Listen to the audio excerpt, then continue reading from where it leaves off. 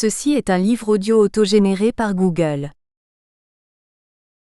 Graveur de mémoire. Dernière parution. William Grossin, j'ai connu l'école primaire supérieure. Récit de vie, adolescence 2006. Pierre Fontaine, enquête. La piste interrompue 2005. Alain Denis, La ribote. Le repos du marin 2005.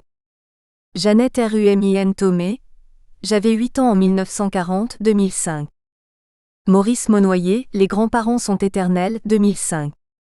Jean Séqui, Les yeux de l'innocence 2005. Alawa Oulebsir, La maison du haut 2005. Jacques Markievicz, Tu vivras mon fils 2005. Georges Kaya, Un médecin à Sfax 2005. Dany Choukroun, 46 669. Auschwitz aller-retour 2005. René Valentin, C'était notre grand-père 2005.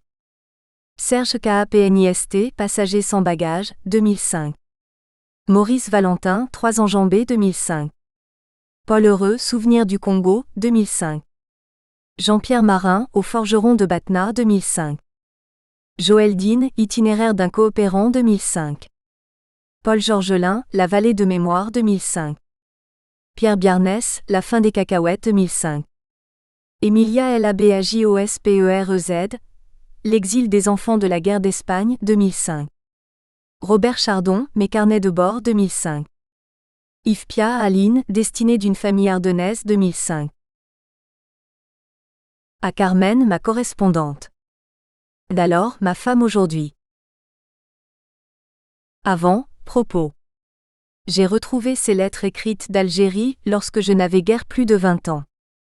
J'en ai aujourd'hui 70, et je les retranscris en enlevant à certaines ce qu'elles ont encore de trop intimement personnel, et en prêtant à quelques autres le secours de la mémoire qui les éclaire. Des personnes qu'on y rencontrera, beaucoup vivent sans doute encore et s'y reconnaîtront peut-être, malgré le travestissement de leur nom. Quant aux événements rapportés, le temps a passé et modifie chaque jour la compréhension qu'on en a. Il rend bien contestables certains de mes jugements d'alors, bien naïfs quelques-uns de mes partis pris. Reste que ce qui a été inacceptable, et l'est aujourd'hui pour la plupart d'entre nous, ne cesse de provoquer en moi la même indignation. Cendre. Je suis surpris d'avoir si peu de souvenirs. J'entends de ceux dont aujourd'hui je puisse tirer parti. J'ai attendu de longues heures froides, accroupi au bord des ruisseaux, l'hiver me rentrant dans la peau. Je pensais alors qu'aucune attente ne viendrait plus à bout de ma patience. Aujourd'hui la poste, la mairie avec leur cortège d'heures perdues me sortent de mes gonds. J'en reviens bouleversé. J'ai mangé de la viande imprégnée d'essence, celle qui faisait fonctionner nos frigidaires de campagne. Nous ouvrions leurs portes, la puanteur s'épandait sous la tente boursouflée de chaleur. Le soleil était impitoyable. Nous suffoquions. J'ai mangé la viande de cette jument que nous avions attirée à l'intérieur des murs et que nous dépsâmes, bouchés maladroits, avec de vieux outils ébréchés. Elle portait un poulain de quelques mois. Les chiens se sont longtemps battus sous la lune, s'entre-déchirant autour de ce jeune cadavre aux yeux sans paupières, chair molle verte et rose. Tout ce qui restait de la vie, d'un jouet merveilleux qui marche tout seul, d'un animal noble comme sa mère aux oreilles pointées, tremblantes sur ses fines pattes bientôt liées à une poutre. Le plus lâche d'entre nous sans doute, était allé la chercher. Mentir à un homme reste dans l'ordre. Mentir à une bête est obscène au même titre que ces accouplements monstrueux voués à l'anathème dans l'Ancien Testament. Le mensonge avait été un mauvais sourire qui aurait voulu sceller notre complicité dans ce guet-apens, et qui buta comme une pierre sur le front obtus de la bête. J'ai détourné mon regard. J'ai cru ne plus pouvoir refuser un plat, et il m'arrive aujourd'hui de dédaigner des nourritures que je doutais parfois de regoûter un jour. Je suis resté des nuits sans dormir. Nous marchions, le regard brûlé par les pierrailles interminables du jour. L'un d'entre nous avait trouvé cette boutade que nous usâmes jusqu'à la corde, tandis que le pied butait à chaque pas faisant balloter le bidon vide sur la cuisse meurtrie. Aïe! Aïe! Si ma mère me voyait. Notre emploi du temps intérieur, établi naguère par une tendresse attentive, nous rappelait que minuit est tard, qu'à 3 heures on doit dormir, et je voyais surgir au détour d'une marche hallucinée, une tête ébouriffée, prête à la réprimande. C'était anormal, à des heures pareilles, déclusé dans un bâillement malodorant l'air frais d'un matin si long à venir. Devant nos habitudes niées, piétinées, je savais que le contour de chaque heure est fixé bien avant que de la vivre, bien avant que le présent n'y insère ce qu'il a d'uni. Nous avions beau ne pas tenir compte de l'heure, le pain de minuit n'avait pas la même saveur que celui de midi. J'en étais encore à me dire, cette résistance à la fatigue, à l'insomnie, au mauvais pain. Quelle efficacité ne te donnera-t-elle pas lorsque tu la mettras à ton propre service? Je pensais avec pitié aux devoirs d'étudiants bâclés, dès que la nuit commençait à s'avancer. Je croyais ne plus pouvoir connaître ses faiblesses et pourtant. Les souvenirs sont de peu de poids dans les combats de la vie quotidienne. Tout courage est constamment à réinventer. Qu'en penses-tu, mon ami, parti avec ces mots? On y devient un homme parce qu'on en bave et qu'on apprend à répondre aux situations pénibles. Pauvre de toi. Ce qu'on ne t'avait pas dit, c'est que le titre d'ancien combattant n'est pas un contrat d'assurance. Tu as marché superbement, tu as eu faim et soif avec joie, tu as mis ta volonté à la remorque de celle qui te commandait et tu as fini par croire que tu obéissais à toi-même. Avec quel enthousiasme n'as-tu pas obéi aux ordres les plus bêtes? Tu le faisais pour toi, pour te surpasser dans la fatigue, et peut-être dans le dégoût. Non, ces souvenirs ne servent à rien aujourd'hui. Bienheureux ceux qui n'empêchent pas de dormir. Il a fallu partir. Nous étions des centaines à prendre les mêmes trains, et tous reconnaissables à une valise en bois dont je me serais bien passé, mais que sa solidité me fit adopter en prévision de tous les heurts qu'elle devait subir. Des camions nous attendaient devant la gare. Je n'y montais pas, voulant profiter d'un dernier moment de solitude. Je trouvais insupportable la gaieté des autres. Un trolley me conduisit en banlieue. Je portais mes vêtements les plus usagés, et dans cette tenue inhabituelle, je sentais déjà que je ne faisais plus tout à fait partie de ces gens qui allaient tranquillement à leur travail. Je ne connaissais pas cette banlieue. Un chemin interminable et boueux, sinué entre la maigre végétation des jardins ouvriers clôturés de tôles et de barbelés. J'avais le bras rompu de porter ma valise, et mes revers de pantalon étaient cirés de glaise lorsque j'arrivais au fort de la Duchère. C'était un ensemble de murs fort épais, on pouvait par endroits se promener sur leur faîte, très haut, très long. Leur parcours sur une espèce de chemin de ronde durait 1 heure, et l'on avait souvent à proximité de certains rentrants l'impression de redescendre à l'extérieur. Mais après 2 explorations complètes que je fis le même soir, il devint évident pour moi que ce n'étaient que des impressions, pénibles d'ailleurs. De longues files d'hommes, les uns endimanchés, les autres négligés, tristes comme la séparation ou gais comme les ripailles qu'on fait avant, mais tous déjà crottés, attendaient. De temps à autre un militaire en faisait mettre une dizaine en rang, et le rang disparaissait sous la voûte d'entrée. Mon tour vint, je franchis la porte, je ne devais pas ressortir de 3 jours. On ne pouvait voir de là, aucune maison. Seule une légère brume, assez proche, indiquait les alentours de la ville en contrebas. Encore fallait-il se placer à un endroit bien précis de l'enceinte pour voir. J'avais découvert ce coin de panorama dès les premières heures, et j'y revins le plus possible. Fait curieux, on y entendait quelques voitures sans les voir, la route étant masquée par un remblai de terre. À 3 kilomètres de cette ville que je connaissais et que j'aimais, il me semblait être très loin, très éloigné de ses habitants surtout, réunis maintenant autour d'une soupe et si étrangers à cette situation bizarre. J'avais la curieuse impression de ne plus faire partie de leur monde, et il me semblait que si j'avais pu reprendre le trolley, tous les doigts se seraient pointés sur moi. Je commençais à me sentir coupable de ne pas respecter tout à fait un règlement mal connu mais impérieux, et mes vêtements de plus en plus sales au fil des jours allaient augmenter ce malaise. À partir de midi, les garçons armés qui se relayaient pour garder l'unique porte de sortie reçurent l'ordre de nous en interdire l'accès. Personne n'en avait été informé. Ce fut une rumeur qui nous en avertit, si bien que beaucoup d'entre nous voulurent vérifier cette interdiction. Le garde s'impatienta, et lorsqu'à mon tour je m'apprêtais à franchir la porte avec quelques autres, il était furieux. « Vous commencez à m'emmerder, hurla-t-il. Foutez le camp d'ici si vous ne voulez pas ramasser un coup de pompe dans le cul. » J'étais vexé et furieux moi-même. Qu'avait-il, celui-là, à nous insulter? 2 mois plus tôt n'était-il pas dans la même situation que nous? Et pas poli. Je le lui dis sans détour. Tu veux que j'aille chercher le capitaine, connard? Pars-toi et vite. Je tournai le dos. Curieuse première impression de ne pouvoir passer par une porte ouverte, grande ouverte, fermée seulement par des mots. J'étais indignée de voir avec quelle facilité le plus petit d'entre nous prenait appui sur l'autorité pour nous faire marcher. Nous étions plusieurs centaines à tourner en rond, certains tout seuls comme moi, d'autres déjà agglutinés par un copinage qui paraissait ancien, je les enviais par moments. Ce qui me surprenait, c'était parmi tant d'hommes du même âge et de la même région de n'en connaître aucun. C'est pourtant ce que je cherchais, un visage familier où je pusse trouver la promesse d'une conversation, des souvenirs à partager.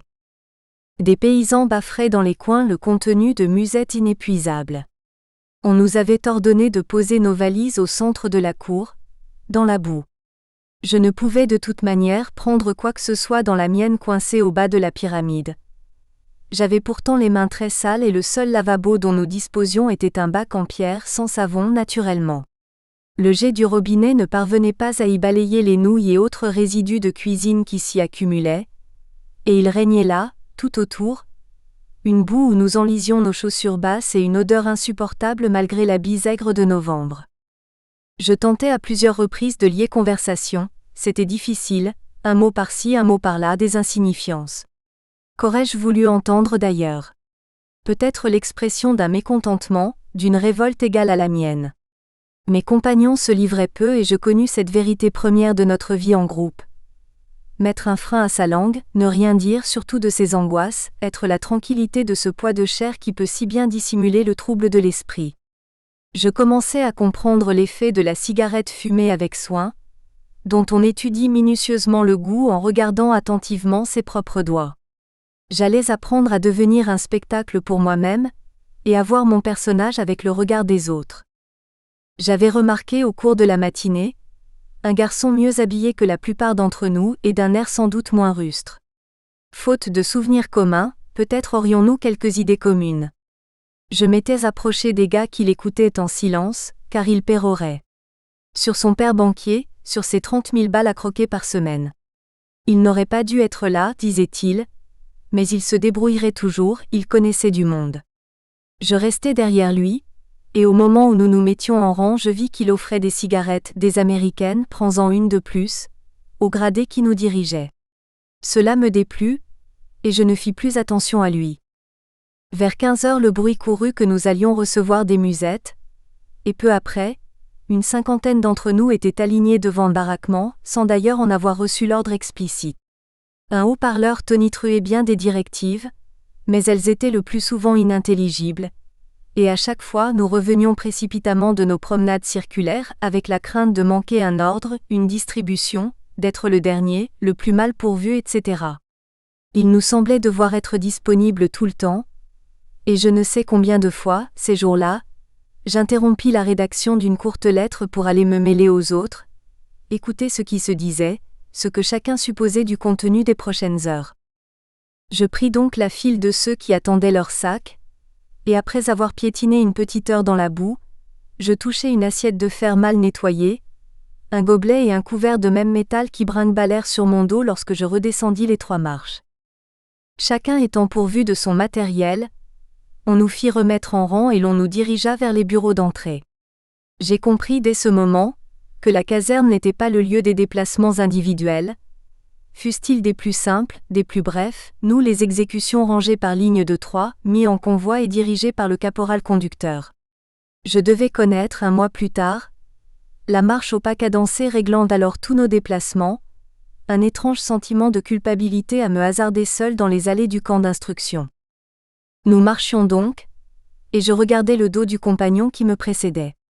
À ma gauche, une voix dit « Leur bordel, ils auraient mieux fait de le garder ». Le gars portait sa musette à la main, comme un sac qu'il prenait soin de ne pas approcher de son pantalon.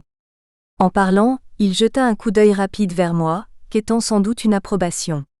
Il enchaîna, sans que je lui aie tendu la moindre perche. J'ai été refusé 2 fois à la visite, cette fois ils m'ont pris mais sous réserve de la visite d'arrivée. De toute façon je ne resterai pas. Je me taisais.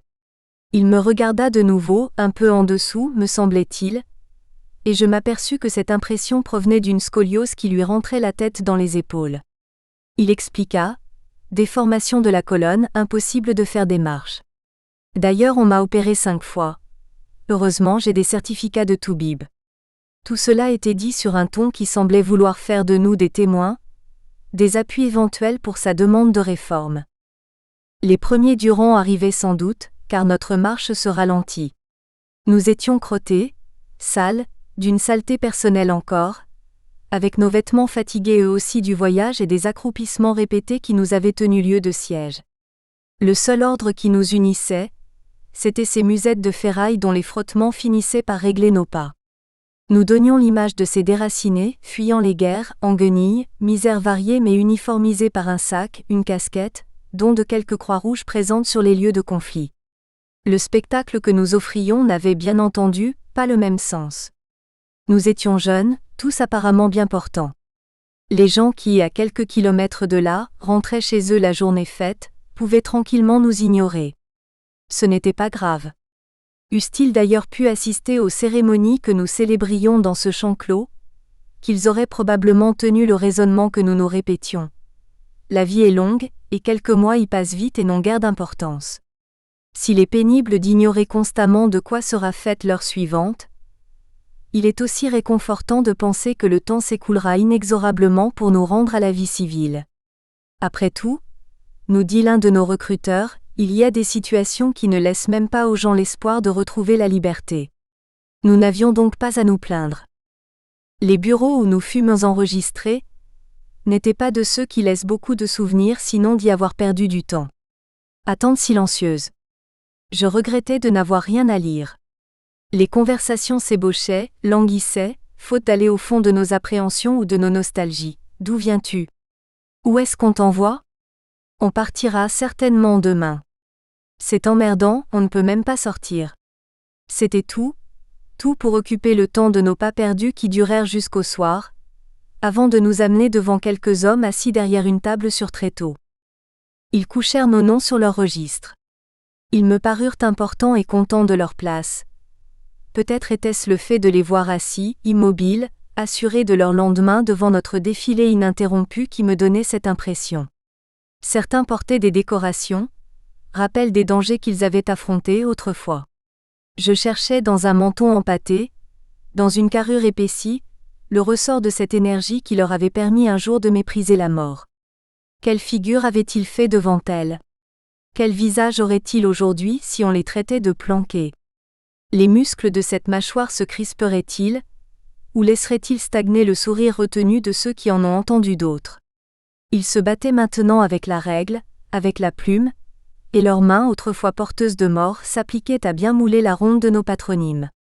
Ils étaient soigneux, ils n'oubliaient personne et je savais que leur registre livrait un peu plus de ma personne à l'autorité. Mon âge, mon adresse, mon métier, mes parents et le reste. Cet espoir de fuite que n'importe quel animal traîne dans sa cage était devenu insensé, puéril. Pour nous, ces registres valaient des grilles que nous aurions contribué à dresser autour de nous. Je me suis efforcé de passer vite, conscient à tout instant de l'obligation qui m'était faite, espérant être libre ensuite autant qu'on pouvait l'être ici. J'avais bien tenté d'abandonner la file pour aller respirer sur le chemin de ronde, mais je n'avais trouvé personne qui voulût partager ce soulagement, et la responsabilité du retard possible qu'il pouvait causer. Ma semi-liberté fut donc gâchée par l'inquiétude. J'avais pourtant calculé qu'il ne fallait pas moins de 2 bonnes heures pour que tout le monde fût inscrit. Néanmoins je ne parvins plus à être tranquille, et malgré moi je pressais le pas, la peur d'enfreindre des règlements que je sentais devenir innombrables. Ces formalités satisfaites, nous attendîmes le soir. Nous allions vers la porte jeter un coup d'œil à l'extérieur, mais il n'y avait rien à voir, sinon la marque profonde des pneus de camion dans la glaise gorgée d'eau. Le moindre incident était pour nous un événement. Nous allions à la pissotière pour nous distraire. Nous y accompagnions parfois un ami de l'instant, sans avoir aucunement besoin de cet édifice, mais seulement pour essayer de continuer un bavardage bien commencé. L'urinoir était un mur lisse de construction récente avec un système d'aspersion d'eau. Il pouvait mesurer une dizaine de mètres. On n'avait pas jugé nécessaire de le pourvoir de séparation. Ce n'était pas que celle-ci nous fisse absolument faute. Tous, gens de ville ou de campagne, nous avions eu l'occasion d'arroser un tronc ou une haie. Elle nous manquait pourtant ici, parce que, contre ce mur bâti à notre usage, nous devions être quelques-uns à croire leur omission volontaire et cela nous humiliait. Pas tous. Pas tous. J'entendis un petit ventru qui secouait sa goutte, le genou en équerre, affirmer que nous ne savions pas ce que c'était que la guerre, que ça nous changerait et nous ferait du bien, bourgeois que nous étions. Les bourgeois ne furent sans doute pas convaincus. Polis, sinon contents, ils continuèrent à pisser aux deux extrémités dans les coins. Les cabinets étaient plus vétustes. C'était une cabane en planches mal jointes, bâtie sur pilotis, de telle sorte qu'on put glisser des tonneaux sous les trous ménagés dans son plancher. Il y avait 7 trous, et autant de cabines munies de demi-portes. L'ensemble était assez pratique, bien que la partie inférieure de ces portes fût à 30 cm du plancher. Cela permettait, ce denier étant à hauteur de tête, de passer en revue une collection de sexes mâles et de se répéter le refrain du but. Merdre de merdre, il a la corne au cul. Bref, c'était moins grave que l'urinoir, c'était d'une autre époque. Sur les 6 heures, plusieurs gars se groupèrent devant une porte, leur couvert à la main. Je m'approchai, c'est ici qu'on mange ? Ouais, ça va ouvrir, c'est un type qui l'a dit. J'allais chercher ma propre gamelle, où des gouttes d'eau roulaient encore sur la pellicule de graisse invaincue. Il aurait fallu du savon en poudre pour laver ça. La terre n'avait donné aucun résultat. Puis, la plus fine s'était immiscée dans les rayures tracées par d'innombrables couteaux sur le fond d'aluminium, et je n'avais pu l'en déloger. La porte s'ouvrit, et nous nous engouffrâmes dans l'escalier qui vibra sous notre poids. J'essayais d'éviter à mes vêtements le contact de ces assiettes mal torchées, que certains levaient au-dessus de leur tête pour leur éviter d'être salis par mes vêtements. C'était impossible. Au demi-étage, l'escalier se divisait en 2 volets qui se rejoignaient ensuite sur le même palier. Là, nous étions moins serrés mais non moins bousculés car la course commençait pour avoir sa place autour des tables. La pièce où je pénétrais en comptait une dizaine mal éclairée par la lumière jaunâtre de quelques ampoules, qui pendaient à la voûte. Le bruit était assourdissant. Il n'y avait rien sur ces tables, hormis des sortes de petits seaux dont la base avait la forme d'un haricot, le pinard. Ce fut la première chose que je goûtai. Il était âpre à faire grincer les dents, un peu violacé, et il eut son succès fatal. Nous nous le partageâmes, non sans perte car il n'était pas facile de le servir avec ses bouteillons. Lorsque le nôtre fut vide, je m'aperçus qu'il était culotté. Une couche d'un dépôt noirâtre en tapissait le fond.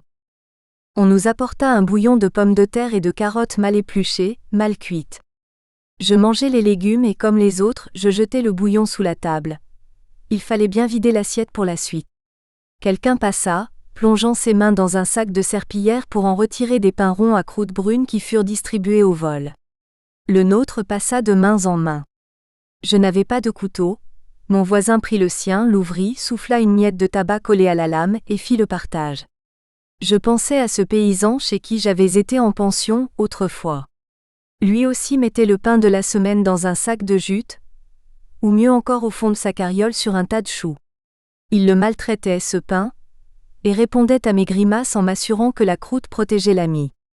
Plus tard nous aurions nous aussi apporté cet aliment sacré dans nos poches de treillis, avec les chaussettes, les pansements, les allumettes, avec tout. Une voix cria : « Faut aller chercher le pâté à cette table. » Qui c'est qui va ? Personne ? Alors démerdez-vous, c'est pas pour moi, et je m'en tape. Un gars se leva, disparut, revint un instant plus tard. Passez-moi une assiette. Reste plus de plats pour mettre le pâté. Ramène-le avec tes doigts, et nous emmerde pas. Le gars repart, réapparaît retenant difficilement sur ses 2 mains en coupe une masse gélatineuse et tremblotante. Éclat de rire, vocifération. Une douzaine de fourchettes se dressent menaçantes vers les mains du malheureux. Il laisse tomber sa gélatine qui s'aplatit sur les planches vineuses comme une méduse. Le bruit est devenu insupportable. Il faut crier pour être entendu de son voisin. J'ai envie de descendre, mais j'attends le dessert. Mon vis-à-vis dessine de son index pointé un entrelac de canaux avec le vin répandu sur la table. 2 hommes apportent un gros sac de pommes qui vole bientôt de place en place. J'ai droit au bout de la table à un fruit jaune et sale. Un hurlement ramène un semblant de silence. Les derniers sortis nettoieront les tables. Alors, c'est la ruée vers la porte. Mon voisin a fourré sa pomme dans une poche et engloutit en me clignant de l'œil une bouchée de pain et de pâté. S'est-ce qu'il voudrait nous empêcher de manger notre sou ? Articule-t-il en essayant de dégager sa jambe prise sous le banc. Je me retrouvais seul à la fontaine. Derrière les carreaux sales du premier, je voyais passer des ombres au bruit assourdi. Dans quelques minutes, on se bousculerait ici. Je me hâtais de nettoyer ma gamelle, et je respirais un grand coup d'air froid. Je me lavais les mains avec une savonnette que j'avais pu enfin extraire de ma valise. J'étais seul pour quelques secondes encore et presque bien. Nous reçûmes peu après l'ordre de rejoindre les chambrées. Nous disposions de lits superposés, les fameux chalits. Il y en avait 10 comme cela dans la pièce, avec un poêle en fonte dont le long tuyau pendait au plafond, attaché par des fils de fer. Un ancien avait reçu la responsabilité de notre groupe. Je vis en entrant que le nôtre bavardait avec 3 ou 4 d'entre nous. Il l'écoutait en riant souvent. J'étais parfois un peu inquiet de voir que beaucoup semblaient se connaître depuis longtemps, alors que je n'avais pas réussi à faire durer une conversation plus de 5 minutes. Notre ancien nous prévint de nous tenir prêts au cas où nous partirions dans la nuit, ce qui me fit coucher tout habillé, car je n'aime pas être le dernier en toute chose, et surtout je ne voulais pas laisser mes vêtements épars. Depuis mon arrivée, je me surprenais moi-même par ma manie du rangement. Depuis que je redisposais de ma valise, j'éprouvais le besoin maladif de tout y mettre, l'ouvrant et la refermant à clé 10 fois dans la même heure.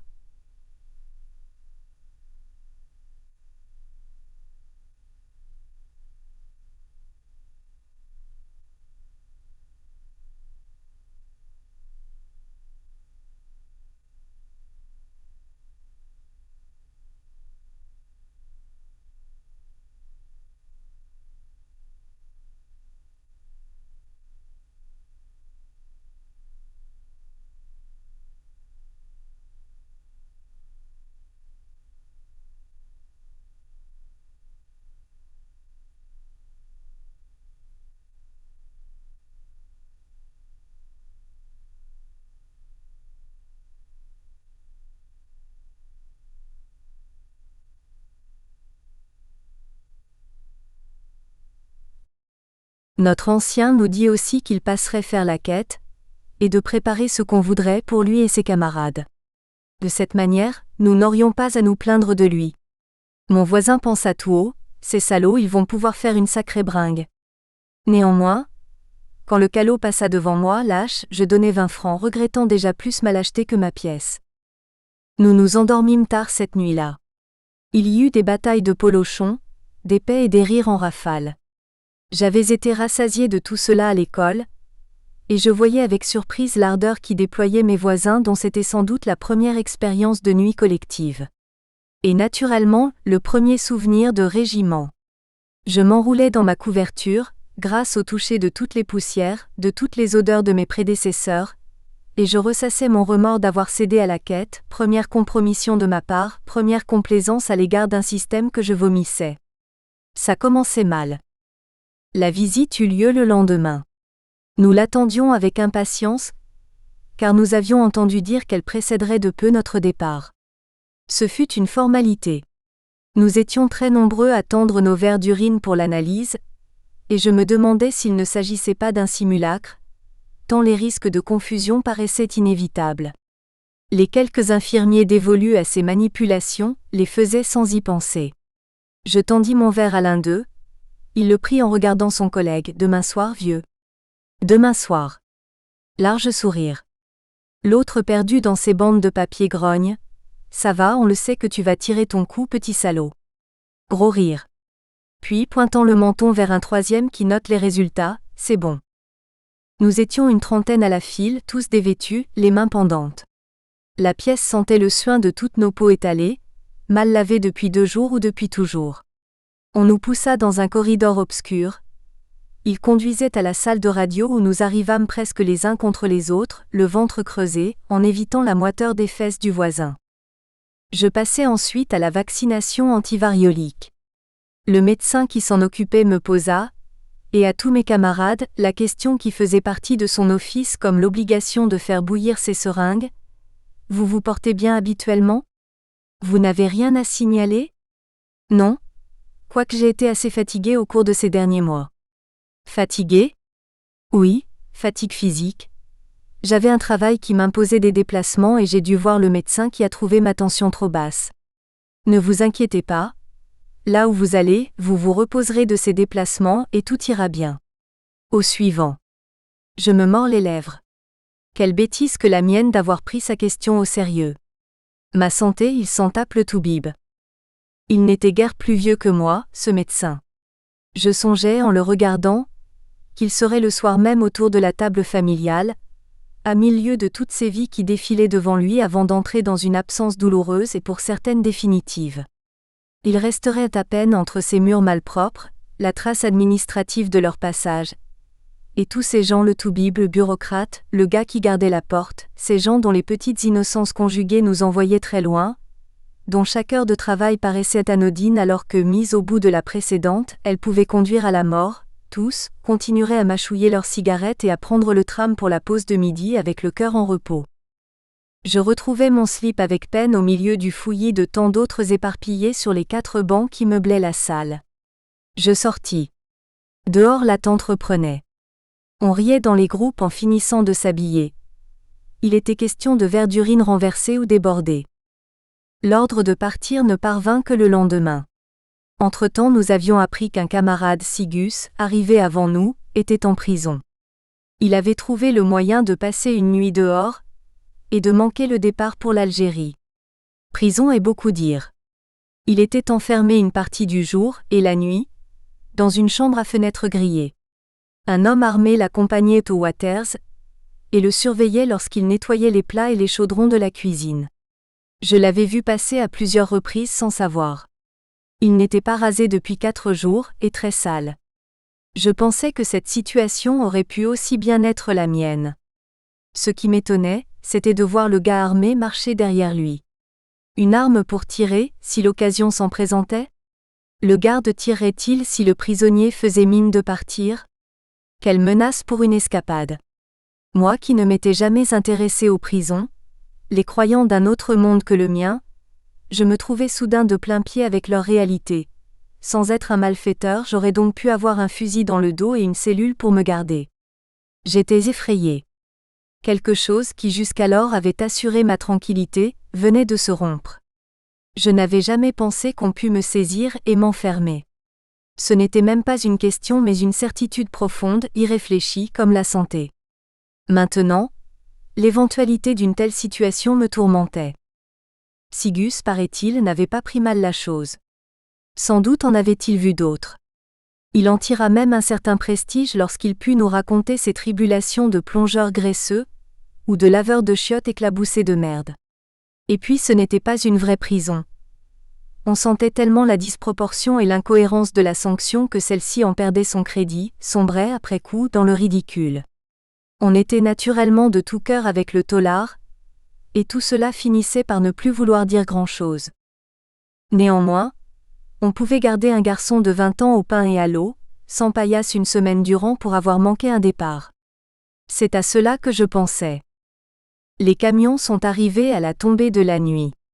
Je les revois, parfois même je crois les entendre avec nous dedans. Long convoi, bruit de moteur croissant puis décroissant à intervalles réguliers. Camions verdâtres, chauffeurs kaki absorbés par la machine. Ils sont là, avec leur avant têtu de mauvaises bêtes, une vingtaine peut-être. Nous embarquons avec nos valises. Banc de bois où nous nous jetons pêle-mêle parce qu'il faut aller vite. Nous nous installerons après, si nous le pouvons. Un garde armé kaki, un gendarme en treillis, se tient à l'arrière près des pans de la bâche rabattue. Interdiction de gueuler, de chanter, et la bâche doit rester rabattue. Impression obsédante d'être des animaux conduits à l'abattoir. Je souris de l'exagération, mais l'impression demeure. Les chaos du chemin, notre silence. Le garde soulève de la main un rabat de la bâche. Lumière sur les visages. Image fugitive d'un carrefour avec flics, nous sommes bien gardés. Nous sommes débarqués sur des voies éloignées de tout bâtiment reconnaissable. Marche interminable sur le ballast, le bras rompu par la valise, les chevilles en miettes. Le train enfin. Un train très long qui emmènera notre troupeau, exclusivement et directement jusqu'à Marseille. Une ou deux longues immobilisations en race campagne avec interdiction de sortir, mais de gare, aucune. Nous les traversons dans la nuit, à toute vapeur, sans avoir le loisir de les reconnaître. Si. Avignon peut-être. Nous ne savons d'ailleurs notre destination que par l'évidence partagée. D'où peut-on partir pour l'Algérie si ce n'est de Marseille ? À 5 heures du matin froid, nous sommes à mi-novembre. Je suis accroupi sur une litière de paille puante, les deux mains à plat sur ma valise. La pluie claque sur la toile du marabout. La nuit ferroviaire est enfin passée, et ses parties de belote et ses chansons grivoises et ses concours de paix. Il faudrait que je dorme maintenant. Pour quand le bateau ? Le camp de Sainte-Marthe retentit de tous les départs, de toutes les arrivées dans ses haut-parleurs, et le jour est encore loin. Mais bien sûr, le bon soldat peut-il tenir compte de l'heure du jour ou de la nuit pour se battre ou pour dormir ? Le devoir n'a pas d'heure. Lettre 1956. 1956. Mardi 12 novembre. Je t'écris dans l'obscurité, 7 heures du matin. Malgré nos mauvais lits et l'exubérance braillarde de mes voisins, j'ai bien dormi. À 1 heure de l'après-midi, nous sommes toujours ici. Il ne m'a pas été possible de sortir. Il paraît que nous pouvons partir d'une heure à l'autre. Je ne suis pas allé manger. Un jour de moins à respirer cette odeur infecte de cuisine. J'ai vécu sur mes réserves. Nous sommes ici 1500 peut-être à guetter la moindre rumeur de départ. Interdiction de sortir. Tous s'ennuient. Ce matin on nous a changé notre argent français. Après ce divertissement, j'ai essayé de lire, mais les locaux sont à demi obscurs, même en plein jour, et l'on y est de toute manière dérangé par les passages et par le bruit. Chacun n'a qu'une préoccupation. Manger en échappant subséquemment aux corvées qui ne manquent pas de tomber sur les naïfs ou les malchanceux. Il faut voir dans quel état on sort de la plonge, quand on a rajouté une tartinée de graisse à la bout du pantalon traîné partout depuis 2 jours. Toutes ces difficultés rendent égoïste, et l'on trouve plusieurs fois dans la journée l'occasion de se dégoûter soi-même. J'essaie de digérer tout cela en regardant Lyon par-dessus le mur, Lyon tout près, mais déjà si loin puisque je n'ai plus l'impression d'être en France. Tu sauras le moment de mon départ par le cachet de cette lettre que j'espère pouvoir poster. À 23 heures. Je viens de lire ta lettre que je n'avais pas encore ouverte dans ce train qui met, à chaque minute, un peu plus de distance entre nous. Me voilà pris dans cet engrenage infernal, et il ne me reste plus maintenant qu'à résister de toutes mes forces aux servitudes de cette nouvelle vie orientée seulement par le souci du manger et du dormir. Dans ce train, je viens de me laver et de me raser, ce que je n'avais pu faire depuis 3 jours. Tout contribue à nous abrutir. J'ai encore sur moi 2 lettres que je n'ai pu poster au départ, faute de pouvoir échapper de quelques pas à l'encadrement. L'une porte au dos de l'enveloppe la mention 23h Viarando como vacas mareada. Un écrit à tâtons dans l'obscurité d'un camion bâché. Nous avons attendu à la Duchère de 3h30 de l'après-midi à 8h le soir, intervalle d'une demi-heure pour un repas infect, dehors et par un froid piquant. Si tu avais été à l'arrêt du bus, tu aurais vu passer 18 camions. Nous étions environ 500 paraît-il dans ce premier convoi, pressés, entassés sur nos valises et bouclés sous les bâches pour nous empêcher de nous désordonner, nous a-t-on dit ? Pour nous éviter d'être vus, et de susciter sans doute des manifestations de protestation, on nous a fait faire le tour complet de Lyon par les boulevards extérieurs. Ce fut ensuite l'arrêt et l'entrée précipitée par une petite porte, dans la section marchandises de la gare de la Guillotière. Passage interdit au public. Nous avons dû marcher un bon kilomètre le long des voies désertes en trimballant notre valise. Le train nous attendait, prêt à partir, et nous roulons maintenant vers Marseille, sans arrêt jusqu'à présent, heureux d'évidence de n'avoir plus de valise à porter en nous tordant les chevilles sur les pierres pointues du ballast. À côté de moi, c'est belote et rebelote, chansons grivoises autour de quelques litres obtenus je ne sais comment, peut-être par 5 zouaves, au sens propre, qui nous accompagnent de leur autorité et de leur passé colonial. Misère. Je serais heureux de te revoir. Je suis trop dérangé pour te le dire. Mercredi 14 novembre je t'écris du camp de Sainte-Marthe. On nous y a amenés ce matin à 4h30. Il faisait froid et il pleuvait. Au terme de notre voyage sans arrêt et d'un transfert en camion, non de la gare, mais de quais écartés et déserts, nous sommes arrivés ici où l'on nous a montré nos tentes garnies de paille. Le trajet Lyon-Marseille, sans possibilité de boire, nous avait altérés dans tous les sens du terme. Nous a fallu oublier notre soif et nous réfugier sur notre litière qui nous mettait au moins à l'abri de la pluie, sinon du froid, car nous n'avions pas de couverture. Enfin, à 7 heures, on nous a fait sortir pour un appel qui a duré jusqu'à 9 heures. C'est avec le sentiment de notre utilité et du devoir accompli que nous avons pu ensuite avaler un mauvais café et promener notre ennui dans le camp jusqu'à midi, les paupières lourdes d'une nuit sans sommeil. Le repas est arrivé, pas trop mauvais, mais mangé dans des assiettes sales, repas attendu par 10 ou 20 000 gars de toute provenance, de toute arme qui transitent par ce camp. Repas attendu de 10h30 à 1h15, avec interruption possible des entrées annoncées par haut-parleur, dans une file interminable, debout sous les gouttes. Il paraît que le bateau part demain à 7 heures, et je ne sais trop où je te posterai cette lettre. 2 de celles que j'ai écrites depuis lundi l'ont été ici, ce matin. Je n'avais pu le faire depuis Lyon. Prison fixe, prison roulante ne facilite pas la correspondance. J'ai conservé ma 3e lettre, celle qui est agrémentée d'une inscription sur l'enveloppe. Je crains que la poste militaire ne la mette à la trappe. Ce soir, perspective d'une seconde et dernière nuit dans la paille. Probablement sans couverture. Parmi tout cela, une bonne nouvelle. L'incorporation est comptée depuis le 1er novembre. Beaucoup de gens peu intéressants ici. J'ai retrouvé mes 4 zouaves. Ils en amusent beaucoup, mais pas moi. Ils sont assortis au reste, paille et paillardise, gamelles et plaisanteries grasses. Ne te fais pas de soucis, tout cela n'est que passager. Et puis la saleté, on n'en tombe pas malade. Marseille à 8 heures du soir. J'ai réussi à passer par un trou de clôture avec 3 copains d'occasion, que j'ai laissés à leurs aventures. Je suis sur la Canebière et je viens de me restaurer, copieusement. Détail important, j'aurai une couvrante cette nuit. Marseille est une belle ville que ton absence gâte. Je poste avec une désinvolture de civil, un civil un peu locteux, cette lettre avant d'aller repasser par mon trou de clôture. Plus belle que Marseille, ma liberté, même avec ces vêtements qui me font virer au clochard. Vendredi 16 novembre, il n'y a que 4 jours que nous nous sommes quittés, et déjà je sens que le plus cruel dans cette sotte entreprise nationale, c'est la séparation de tant de gens qui voudraient vivre ensemble.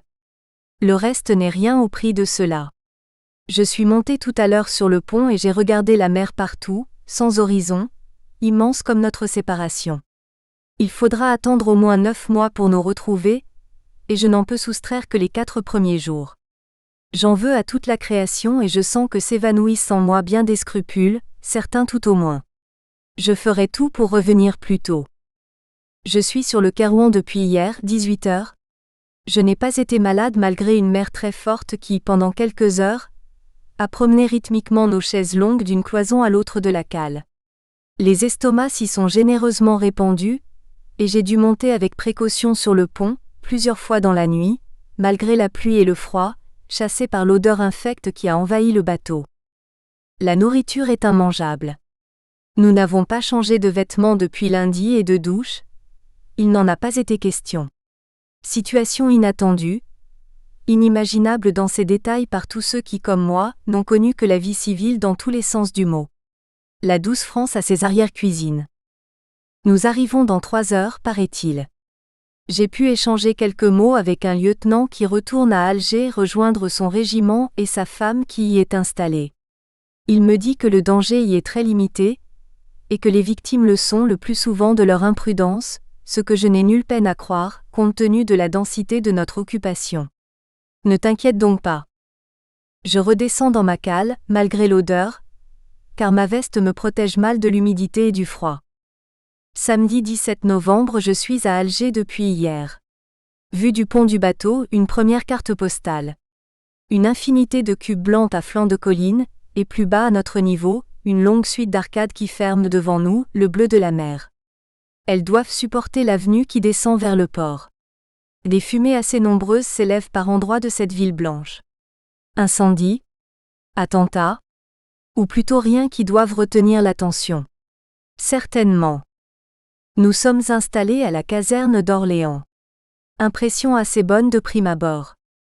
J'ai pu t'écrire ce qui précède et lire le journal, attentat encore. Mais le plus souvent sur des civils ou des isolés. Rassure-toi, je ne suis plus ni l'un ni l'autre et je n'ai ni l'envie ni le droit de sortir de la caserne. Ce matin nous allons être habillés. Ma répugnance de l'uniforme cède à l'envie de dépouiller mes vêtements civils qui après 6 jours d'usage continu, diurne et nocturne, commencent à me coller à la peau. Beau préambule, on vient de nous distribuer une petite brochure destinée à éveiller notre fierté de militaire. Lorsque l'armée se mêle de psychologie, les résultats sont évidemment étonnants. J'apprends donc que ce n'est pas l'uniforme qui plaît aux femmes, mais la façon de le porter, et qu'elles ne sauraient me prendre au sérieux si je n'ai fait mon service militaire. Me voici donc réjoui d'avance par les effets miraculeux de cette défroque cacadois dont on va m'emballer. Le temps me dure de les vérifier sur toi, d'autant plus que je vais avoir le calot rouge, je suis zouave et une fourragère jaune. Misère. Je parie que tu ignores toute la fourragère. Voyons. C'est une espèce de long ruban tressé, fixé à l'épaulette du blouson et pendant sur la manche. Il raconte aux initiés les décorations méritées collectivement par le bataillon ou le régiment. Inutile de te dire qu'avec tout ça sur le dos, je devrais me sentir un homme, comme m'y invite la brochure de l'action psychologique. Enfin tu jugeras par toi-même, dès que possible.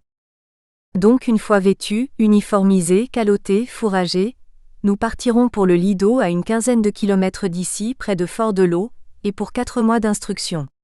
La nourriture y est paraît-il moins bonne qu'ici, où je l'ai trouvée convenable hier au soir et ce matin.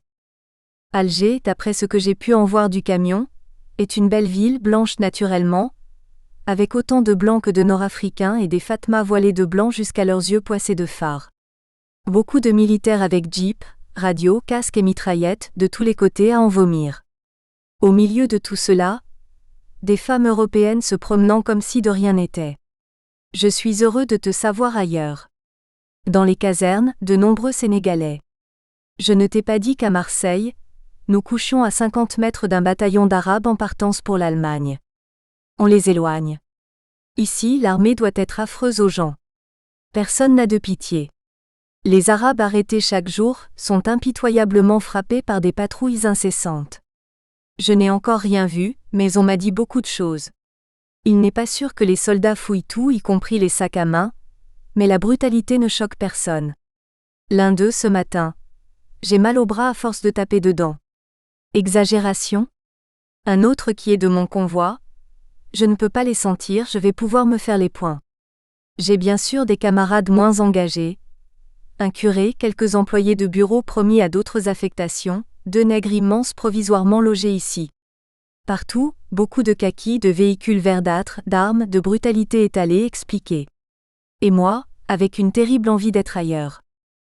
Dimanche 18 novembre, je suis arrivé hier au soir à destination. Un camp, une vraie ville de soldats, le Lido à 15 km d'Alger. Nous sommes ici plus d'1 millier d'uniformes. La mer est à 200 mètres de Verdun, le bloc où je suis cantonné avec une centaine d'autres. Je vais rester ici 4 mois dont 2 sans sortir puisqu'on nous l'interdit tant que nous n'avons pas fait nos classes comme ils disent. J'ai l'impression de vivre un rêve désagréable, un peu comme s'il ne s'agissait pas de moi ici, faute d'être venu tout entier sans doute. Ce matin et ce soir, nous sommes libres si l'on peut dire à l'intérieur du camp. Il y a eu une messe, il y était déjà question de Noël et j'ai pensé à toi intensément. Je souhaiterais pouvoir t'écrire à tout moment, une espèce d'évasion qui me rapproche de toi. Pendant 2 mois, à partir de demain, je serai soumis à la sottise des commandements. Vous avez 10 minutes pour vous présenter en tenue de sortie. Vous avez 3 minutes pour nettoyer les lavabos. Votre couverture n'est pas au carré, elle dépasse d'1 centimètre, etc. Et pas une ouverture, pas un peu d'air, un livre, quelque chose d'intelligent pour ne pas s'abrutir. Aurais-je encore le courage, au terme de longues journées occupées de la sorte, d'ouvrir ma méthode assimile ? Depuis une semaine, je ne sais rien de toi, et tu deviens un souvenir vers lequel je me précipite à tout moment. J'attends ta première lettre, pour voir ton écriture, pour sortir de cette sorte de mauvais sommeil qui me fait douter de la réalité passée. Depuis hier, je me torture l'esprit. J'étais une jeune recrue, et me voici élève gradée. Sans l'avoir demandé, je me retrouve avec une espèce de promotion dans cette engeance. Je pourrais la refuser, Mais je ne sais même pas si mon refus serait accepté. Laisserai-je le sort décider de la suite? J'ai au cœur la première haine de ma vie, et je crois qu'il faut être ici pour la comprendre. Ici commande, règne une bêtise inouïe, insistante, obsédante. Imagine 30 gars de 20 ans, alignés, immobiles, en train de réciter 3 fois, 4 fois, 10 fois, sous le contrôle d'un sergent à l'affût du moindre geste d'impatience. Un drap, une couverture, puis l'autre drap, puis 2 couvertures, l'ensemble plié à l'exacte largeur du lit. Et il ne s'agit pas d'oublier un mot, le mot exact par exemple, sauf à se voir menacé de coups de latte dans le cul, corvée et autres gentillesses. On veut, semble-t-il, nous imposer un rituel pointilleux de vie collective, en faire un réflexe, le rendre exclusif de toute autre préoccupation, je ne parle pas de réflexion. On ne veut voir qu'une tête. Pour cela, on nous a mis dans les mains de sous-officiers engagés depuis 3 ou 5 ans, vindicatifs, hargneux comme des roquets, d'autant plus jaloux de leur autorité qu'elle s'applique à des gens à diplôme, des diplômes que non pas. Il paraît que pour l'un d'eux que nous n'avons pas encore vu, l'autorité est une frénésie, aboyer des ordres une jouissance. Nous verrons bien. Oui, je vomis cette sottise constante et partagée, cette sottise qui s'est allée hier devant moi. Un caporal s'adresse à un autre. Je te bute, et il lui met sa mitraillette sur le ventre en actionnant je ne sais quoi. L'autre inquiet, t'es con alors. Rire du plaisantin et des autres. On sait que cette plaisanterie a causé déjà plusieurs morts dans divers bataillons, mais elle semble conserver toute sa saveur. Je pourrais écrire encore beaucoup, sur le pain entreposé dans la chambre juste avant le balayage, sur nos oripeaux dont certains sont si fiers. Cette tenue dite de combat, celle de tous les jours avec le treillis, pantalon verdâtre plein de poches sur les cuisses, brodequin à clous, terriblement lourd, guêtre à œillet, interminable à lasser et délasser quand on a quelques minutes pour se rassembler. J'ai failli oublier dans mon inventaire un objet jamais vu, inimaginable. Pour rendre plus séduisante notre tenue de sortie, parfaitement inutile au cours des 2 prochains mois, pantalon trop court et blouson kaki, l'intendance nous a remis une paire de souliers bas. Ce sont de fortes chaussures qui paraissent en bois tant elles sont lourdes et rigides, et à cause de leur couleur aussi car leur cuir de vache n'a pas été teint. C'est à nous, paraît-il de le faire si nous trouvons l'usage de tels godillots. De toute manière, ils font partie de notre dotation individuelle ainsi que la boîte à graisse pour les entretenir. Les perdre équivaudrait à une sorte de sabotage du matériel de l'armée si j'ai bien compris notre leçon. Il reste que certains fabricants doivent gagner beaucoup d'argent en fournissant de tels rebuts. Quant à nous, nous nous demandons quelle peut être l'utilité des guêtres à lacets et des godillots à clous dans une guerre dite révolutionnaire par certains. À quoi peuvent bien servir la théorie et la pratique du lit au carré, dans la chasse au félaga? On nous abêtit sans raison ni profit, et prendre du galon dans une telle entreprise me fait l'effet d'un reniement. Il y a cependant un intérêt à préparer une école d'officiers, l'espoir de passer 6 mois en France, Saint-Mexan après mes 4 mois ici. Enfin, nous verrons bien. En attendant, ne m'en veux pas de devoir m'affubler de ce nouveau titre sur tes enveloppes, élève gradé. J'ai, comme tu le vois, beaucoup de scrupules à jouer ma partie dans la bêtise. Cette lettre partira à 7h30 demain matin. J'espère que tu l'auras mercredi. De toute manière, tu devrais avoir un courrier par jour. Ne t'inquiète surtout pas pour notre sécurité, nous sommes bien gardés, comptés, enregistrés, bouclés. Je continue ma lettre un peu plus tard. Je suis assis sous les pins seul, et le temps est très doux. Ce matin nous avons eu droit à une première vaccination. Je crois qu'il s'agit de nous prémunir contre le typhus, mais à vrai dire rien ne nous a été clairement annoncé, sinon que le repas de midi serait supprimé pour nous. L'après-midi est magnifique. Les gars errent dans le camp désœuvrés par petits groupes de 2 ou 3 comptant les jours. Ils ont de quoi faire. Les vêtements sont laids et fatigants à porter. D'ailleurs tout est laid. À 100 mètres, tout droit devant moi, une sentinelle garde l'entrée. 2 heures debout immobile et le temps qui s'effrite. Il y a d'autres entrées et d'autres sentinelles, et des milliers d'heures perdues pour la vie car le camp est immense où les contingents se succèdent. Lundi 19 novembre, fin d'une journée de travail passée au rythme des on dit, et du martèlement de nos chaussures à clous.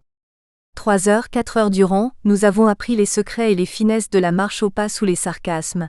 C'est pas des gonzesses qui marchent. Je suis assis sur mon lit qui est à 1,50 m du sol, et par la fenêtre, j'aperçois une lune éclatante à travers les branches de pin. J'aurais pu partager ton congé aujourd'hui, et non. Ce fut, on dit, un d'eux dans leur sabir. Rien de plus abrutissant que la marche au pas. Difficile de s'en distraire, de penser à autre chose, sauf à se laisser surprendre par les changements de rythme. Et nous sommes contraints de participer à ces idioties pendant des heures. Nos heures précieuses avec leur lot possible de surprises, de satisfaction. Au lieu de quoi, rien. Pire que cela, humiliation, détérioration gratuite de l'esprit et du corps. Même pas la joie d'une difficulté véritable, d'un apprentissage nécessaire, profitable, non. En avant marche. Halt. On dit. Erpos. Ardez-vous. Erpos. Ardez-vous. Etc., etc. Et il y en a encore qui ne savent pas. Alors on recommencera demain. En levant la tête, j'aperçois mon casque, une affreuse gamelle de 3 kilos dite casque lourd qui double le casque de plastique. Au prix du premier, celui-ci nous apparaît presque comme une agréable coiffure de repos. D'ailleurs, lorsque nous quittons le lourd, qui nous vaut des torticolis, il ne saurait être question de libérer notre crâne du léger, indispensable pour bien marcher au pas, semble-t-il. Je ne dis rien de la gueule que nous faisons là-dessous, des soudards. Je crois que le pire résultat de ces exercices, c'est de nous refuser chaque jour le petit moment d'intelligence dont chacun a besoin pour rester lui-même. Ce matin, de 8h30 à 11h, longue théorie sur le garde-à-vous et le repos, suivie d'exercices pratiques. Le sergent nous a lu et commenté ses propres notes, en mettant le ton bien sûr. Comme le garde-à-vous est pénible, il faut une position moins pénible, on l'appelle le repos. Et de bâiller d'ennui, il n'en est pas question sous peine d'interpellation menaçante. Vous qui ne faites rien là-bas, répétez-moi plutôt ce que je viens de dire. Je songe à quelqu'un qui me parlait de possibles dépassements de soi, dans la vie du soldat. Non. Courteline n'a vieilli que pour les civils. Mercredi 21 novembre, toujours sans courrier, depuis 10 jours maintenant. Aujourd'hui, comme hier, levé à 6h, vague petit déjeuner, pliage de la literie au carré, rangement du placard, d'une incommodité telle qu'elle finit par me sembler calculée. Et n'oublions pas d'envelopper le paquetage dans la fameuse ceinture bleue. Elle mesure 3 mètres, et il faut être 2 pour s'en saucissonner la taille les jours de parade. Cet objet incongru protège nos liquettes des poussières de balayage, mais à condition de mettre tout ça au carré. Une obsession, le carré. De 7h à 8, attendre dehors, en short et en espadrille, mouillées, elles n'ont jamais le temps de sécher. Longue attente pour que la chambrée puisse être nettoyée par l'équipe de corvée. Ensuite sport jusqu'à 9h, c'est-à-dire une suite d'exercices de force ou de rapidité, sans méthode ni cohérence. Cela fait, nous avons quelques minutes pour changer de tenue, godillot, guêtre, casque, courroie et ceinture à pleine poitrine, on les nomme ici brelage puisque le mot brel désigne les mules qu'on harnage de la sorte. Rassemblement. Le mot hurlé à pleine gueule nous jette hors de la chambre, lassant, boutonnant, bouclant, trébuchant. À peine aligné, autre aboiement, rompez les rangs, puis rassemblement. Plus vite. Plus vite. Fis ça 5 fois, 6 fois, et repos et garde à vous à répétition. Satisfait, le sergent Guadalupe promène son regard narquois sur nos cols de chemise, sur nos vestes de treillis. Morin de jour. Les boutons, ça se boutonne. Un jour de plus pour vous apprendre que vous devez regarder la nuque de votre camarade, lorsque vous êtes en rang. Et redressez-vous, nom de Dieu. Ainsi meurt notre temps de vivre. Marche au pas, apprentissage du demi-tour à droite, à gauche, si précieux en temps de guerre, du présenter armes, du reposer armes, 11h arrive. Repos, repos enfin. Nous restons quand même alignés pour la distribution du courrier et la lecture du rapport. Les lettres sont à saisir de la main gauche après avoir crié « Présent ». Nous écoutons ensuite la liste des corvées, tenues de campagne, jours de prison et autres punitions infligées la veille. Rompez les rangs. Tabouret. Rassemblement dans 2 minutes. Nous nous précipitons dans notre bâtiment. Nous en ressortons, courant, coiffés de nos tabourets que nous tenons par les pieds à hauteur de poitrine. Rassemblement. Direction le réfectoire. En avant marche. On dit. Merveille de tabourets carrés, bien alignés progressant au rythme des godillots qui résonnent sur l'asphalte. Nous devrions sentir la force de cette mécanique bien montée, mais il nous manque encore quelque chose. Cet après-midi, apprentissage laborieux du chant des Zouaves. Hélas. La pluie se met à tomber, très drue. Il faut être humain, on nous met au réfectoire. Et là, faute de pouvoir marcher au pas pour scander nos couplets guerriers, nous marquerons le pas 2 heures de suite, alignés entre les tables. Me vois-tu, chantant ainsi les exploits de nos anciens avec un casque sur la tête et hurler plus fort, nom de Dieu, c'est pas un chant de gonzesse. Alors faute de pouvoir me soustraire au regard vigilant de Guadeloupe et de Combes, autre imbécile de carrière, je gueule avec les autres. Hourra! Hourra! Brave régiment! Le canon résonne. Et le clairon sonne. Distribution de fusils. Tristesse de voir que les armes trouveront toujours une réserve d'enthousiasme dans la plupart d'entre nous. On manipule ces escopettes, on les épaule, on vise, on prend la pose, on suppute la pénétration des projectiles, on demande au sergent la date de la première séance de tir. Il daigne répondre. Il comprend cette naturelle impatience. Au fond, il n'est pas si mauvais que ça, cet homme. Demain nous réviserons toutes les petites cérémonies du présenter armes, reposer armes, mais cette fois avec l'arme. Ce sera plus sérieux. Enfin je vomis toutes ces niaiseries aggravées encore par l'interdiction de sortir qu'on sent peser sur chacune de nos promenades près des portes. Que fais-tu? Écoutes-tu de la musique? Elle me manque beaucoup. Et le chant des Zouaves n'y peut rien. J'ai oublié de te dire de ne pas timbrer tes lettres. Je les attends impatiemment. Jeudi 22 novembre, journée de si peu de contenu que les soirs semblent se toucher. 10e jour sans nouvelles de toi ni de personne. Je suis obligé de rester en tenue de combat, treillis, godillot, guêtre, jusqu'à l'appel du soir dans la chambrée. Je subirai donc un garde à vous supplémentaire. À côté de moi, un caporal écrit à sa fiancée, mais il n'arrive jamais à terminer sa lettre. L'envie de bavarder le prive d'inspiration. Un air d'harmonica, des copains vautrés de fatigue, des plaisanteries obscènes 1000 fois répétées. Cet après-midi, le sergent Guadeloupe m'a dit « Vous riez pour rien, alors vous êtes fou ». J'ai dû le regarder bizarrement car au bout d'un instant, il a détourné la tête. Je riais parce que l'instructeur, qui est d'une imbécilité préoccupante, venait de nous conseiller le contraire de ce qu'il nous avait indiqué comme bon quelques minutes plus tôt. La conversation s'anime autour du lit voisin. On discute de la fidélité. Elle est impossible au dire de chacun, marié, fiancé ou autre. Sont-ils sincères? Je n'en sais rien. Le jour de mon arrivée à Alger, parmi ceux qui nous gardaient, un appelé parlait d'une femme à quelques mètres de moi. Ça y est, disait-il, elle a repris le bateau. Partie la bourgeoise. Et en riant, il retirait ostensiblement son alliance avec la facilité que donne l'habitude. Faut-il voir là le signe d'une décadence? Je crois qu'une société s'effrite quand elle perd le respect de la parole donnée, le sens du sacré. On ne dénoncera jamais assez l'abrutissement qui fait le fond de notre service militaire. Cet après-midi, ma tête se vidait au rythme des maniements d'armes répétés jusqu'au malaise.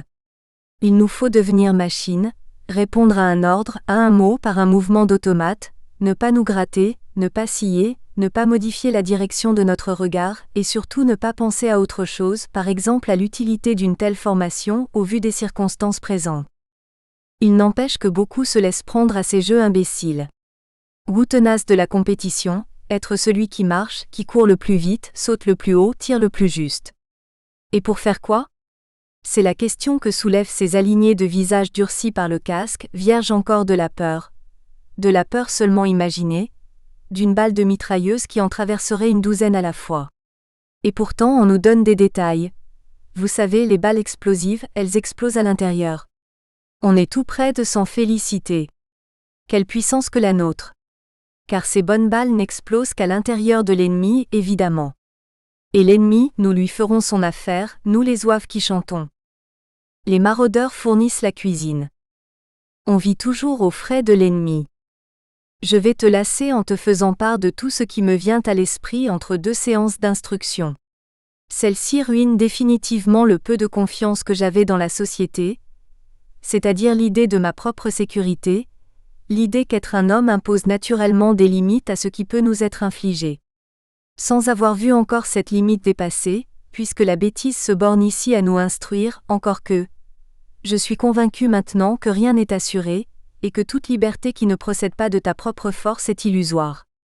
On n'est pas en sécurité parce qu'il y a des gendarmes, mais parce qu'on sait soi-même se défendre. Nous sommes ici par la grâce de l'État, encadrés, intégrés, instruits, pliés à de minutieux rituels hors desquels il n'est point de salut, ni pour la nation, ni pour l'individu, nous dit-on. Alors on présente les armes, on salue, mais on ne salue pas avec une arme, on sort du rang, mais par la gauche, jamais par la droite, etc., etc. Évidemment, on n'a guère le temps d'imaginer devant soi une cinquantaine de rebelles. Ignorant tout de nos rites, ils nous présenteraient leurs armes par le canon. Ce serait la débandade et le sauve-qui-peut du sergent. Plus de salut, chacun se débrouille, les autres restent par terre. Il y avait auparavant une communauté sacrifiant quotidiennement à des niaiseries incontestables. Maintenant la mort est passée. Il n'y a plus que de pauvres types qui essaient de se tirer d'affaire comme ils le peuvent. La patrie, l'État ne s'occupe plus d'eux et les gendarmes ne sont pas là. Il est 9h30. 2 sergents viennent à l'instant de passer pour l'appel. J'étais chargé de les guetter pour prévenir un gars, en tenue comme moi, et qui devait crier « Silence !» Garde à vous. Tous devaient alors adopter cette position au pied des lits. J'ai donné trop tôt l'alerte et le copain a poussé son cri, alors que les 2 sergents étaient encore dehors. Toute la chambrée a cru à une blague, s'est mise à rire, moi aussi. Mais les sergents entraient. L'un des deux, une espèce de polastro 2, m'a dit d'un ton cassant « Pourquoi riez-vous ?» À peine le temps de m'expliquer, et j'ai échappé bizarrement à la corvée. On avait une autre idée en tête. Tous les gars ont vu leur casier vidé au milieu de la chambre, minutieusement, consciencieusement, par nos sergents. Indescriptible foutoir de vêtements, de papier à lettres, de linge mouillé retiré des lavabos. Je repasse dans un quart d'heure, revue de détails, exécution. Il se retourne avant de sortir, tâchez de me convenir. Méchanceté ? Sottise ? Va savoir, comme disent les copains. Vendredi 23 novembre, j'ai enfin reçu tes lettres. Elles m'ont permis de planer un moment, au-dessus de nos misères. Excuse-moi pour cette mauvaise écriture. Je m'éclaire avec la petite torche électrique que tu m'as offerte et je retiens mon papier de la même main. Il y a une panne de courant. Il a plu toute la journée, éclair et vent violent. Nous sommes restés en cours, au lieu de faire la marche prévue. Je souhaiterais que tu ne t'inquiètes pas au sujet de mes vaccinations. Mon bras, un peu ankylosé dimanche soir, ne me faisait plus souffrir lundi. J'ai eu un peu de fièvre seulement, et je l'ai senti. Mais il est vrai que nous avions mangé malgré les prescriptions et la fermeture pour nous du réfectoire. Après-demain, seconde injection contre le typhus, je crois. Mais cette fois je ne mangerai pas car je suis un peu moins affamé que lors de mon arrivée au camp. Je vais bien, c'est la vérité. Et je ne crains pas ces 7 injections. Les infirmiers font correctement leur corvée, c'est tout ce qu'on peut en dire. Les piqûres se font en plein air. Nous sommes une trentaine à la fois qui attendons, torse nu, devant l'entrée d'une tente. Y apparaît avec une régularité de métronome, un Sénégalais, toutes dents dehors qui nous pousse dedans. Dans la pénombre ils sont 2, plus noirs que le noir, à se saisir de notre bras. L'un plante l'aiguille d'un coup sec, l'autre y ajuste la seringue et pistonne sans désemparer. Nous nous retrouvons à la lumière, l'épaule endolorie, la liquette traînant sur nos fesses, à l'abri dorénavant de toutes les maladies du soldat. Voilà, je t'ai tout dit comme tu me le demandes. Ce que j'omets le plus souvent, c'est un nombre inimaginable de bêtises qui nous assaillent quotidiennement.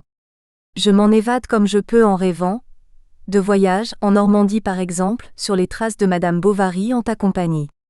As-tu vu, chez moi, un livre intitulé L'époque réaliste et naturaliste de Duménil ? J'ai eu, en le lisant, l'impression de plonger dans la vie quotidienne d'écrivains comme Flaubert ou Baudelaire. Ici, on n'a pas 10 minutes pour ouvrir un livre, ni même le loisir d'être seul un moment. Samedi 24 novembre, je viens de passer ce jour au lit. Repos pour tout le monde, vaccin TAB reçu ce matin. J'ai de la fièvre et des maux d'estomac, mais sans gravité. Demain, repos encore. Qu'est-ce que tout cela au prix de notre séparation ? Douleur continue, mais ambiguë, malheur dont j'essaie pourtant de tirer avantage. Je ne peux pas me sentir seul, j'attends de te rejoindre à chaque instant. Il y en a tant ici qui n'aiment personne et qui n'ont pas grand-chose à attendre. Quelques pieds noirs parmi nous. Les plus intéressés par les armes, les plus hostiles aux Arabes. Ils comprennent mal ou pas du tout nos scrupules ou notre opposition à cette guerre. Peu intéressants dans leur ensemble. J'ai commencé cet été à perdre mon enthousiasme pour les méridionaux, et nos Algérois ne font que confirmer cette tendance. Ils étalent ici une obscénité tranquille, et à tout propos. J'en ai 2 à portée d'oreille, moustache et sourcils blonds pour l'un, épaisse tignasse noire pour l'autre. Épais tous les deux, de corps et d'esprit malgré leur dissemblance. Non, ils ne me plaisent guère ceux qui font leur service avec nous. Je me relis, consterné par mon écriture et par mes phrases. Pardonne-moi, mais depuis 15 jours je ne sais plus ce qu'est une table pour écrire. Et pourtant je peine à mettre le point final, c'est un peu comme fermer la barrière sur un chemin qui me conduisait jusqu'à toi. Mardi 27 novembre, tu veux plus de détails sur la vie que nous menons ici. Je vais te faire mon tour, du locataire. Ici, c'est un peu comme à Saint-Brévin. Imagine le camp sur la dune comme la colonie au milieu des pins, mais au lieu d'une seule tente et d'un bâtiment en dur, des centaines de chaque. Imagine encore autour de tout ça une clôture en plaques de ciment, garnie de barbelés. Ajoute au tableau du kaki partout, sur les hommes, sur les camions, et puis des casques, des mitraillettes, des fusils, du linge mal lavé qui sèche, beaucoup de boue dans des allées larges comme des routes, et des ordres secs qui claquent comme le fouet lorsque passe et repasse une trentaine de gars changés en automates par la marche au pas. Je couche dans un bâtiment préfabriqué. Il y en a 4 ou 5, regroupés dans l'angle sud du camp. Au-dessus de la porte, un nom de bataille, Verdun, il faut habituer la jeune recrue au pire. À l'intérieur de ce dortoir court un mur longitudinal d'1,50 m de hauteur. Il sépare 2 rangées de chalis à 2 étages, au sol des carreaux faïencés et en bout de bâtiment les lavabos. Dès notre arrivée, on nous a enlevé notre valise. Nous avons un placard sans porte comportant 2 casiers en haut. Le casier supérieur, au volume réduit, est destiné aux objets personnels. Celui du dessous reçoit le linge disposé réglementairement, c'est-à-dire au carré, tu t'en doutais. Dessous enfin, et à même le carrelage, le sac et la tenue de combat, pantalon et veste de treillis. Au sommet de l'édifice, les 2 casques, le lourd en acier et le léger en plastique qui s'y emboîtent, retiennent de leur poids une longue bande de tissu bleu, la ceinture tenant lieu de rideau. Je suis assis sur mon lit. Les draps sont gris, c'est leur couleur. Il fait nuit, mais par la fenêtre ouverte le ciel apparaît, extraordinairement lumineux. Pas de lune aujourd'hui, mais beaucoup d'étoiles. Si je sors du bâtiment pour suivre l'allée jusqu'à la porte sud du camp, j'aurai parcouru une 50aine de mètres et je verrai au-delà des barbelés, la mer lécher la plage à 30 mètres. C'est sur cette plage que nous faisons nos exercices de tir. Chaque matin nous y remplissons nos brodequins de sable et la mer de petits morceaux de ferraille, nos balles. Demain comme ce matin, levé à 5h30. Les ampoules éclaireront notre réveil de leur lueur roussâtre. Une voix hurlera le traditionnel debout là-dedans, et dépêchez-vous, avec sa variante plus normale, maniez-vous le cul. Il me faudra d'urgence plier 3 couvertures et 2 draps, les empiler en un cube parfait, me laver à peine, je me rase le soir, me mettre en tenue de sport et ne pas négliger de nettoyer le carrelage sous mon lit avant de sortir. Alors pourra commencer une attente d'une petite heure, en short dans la fraîcheur matinale de novembre. La prise du café ne vaut pas la peine d'une mention. Viendra l'heure de gymnastique sur le sable mouillé de la plage avec beaucoup de garde à vous repos, pour meubler les temps morts que nous ménage l'incompétence de nos gradés. La leçon terminée, nous rentrerons au camp en marchant au pas. Il faut que ce mode de déplacement finisse par remplacer, à toute heure du jour, et peut-être définitivement nos communes façons de marcher. Vous avez 7 minutes pour changer de tenue. Tenue de combat. Notre cohue débrouillera comme elle le pourra, les courroies, les lacets de guêtre, les ceintures de cartoussière et le reste, et ce sera en avant. Marche. On dit, direction l'armurerie, on dit, vous allez percevoir votre arme, on dit. Pendant une bonne heure nous ferons du maniement d'armes, immobile, talons joints. J'entends déjà, présenter à armes. Reposer à armes. Demi-tour gauche. Demi-tour droite. Fourmis dans les jambes? Vous qui avez la danse de Saint-Guy, 20 pompes. Allez. Et répétez en même temps. Brigitte Bardot est une belle femme mais je suis trop con pour la baiser. Allez bon Dieu. Plus vite que ça. À 11h30, après de multiples mises en rang au pas de gymnastique, autre variante de déplacement naturel aux militaires, et sans avoir eu le moindre moment de liberté, nous allons tous au rapport. Debout, toujours alignés, nous écoutons défiler les annonces de punition et les noms de ceux qui ont des lettres qu'il nous faut aller prendre en saluant 2 fois avec pivotement sur les talons. Nous revenons du rapport, encore au pas, et après avoir pris nos gamelles en vitesse et nos tabourets, nous allons, toujours au pas, déjeuner en 10 minutes.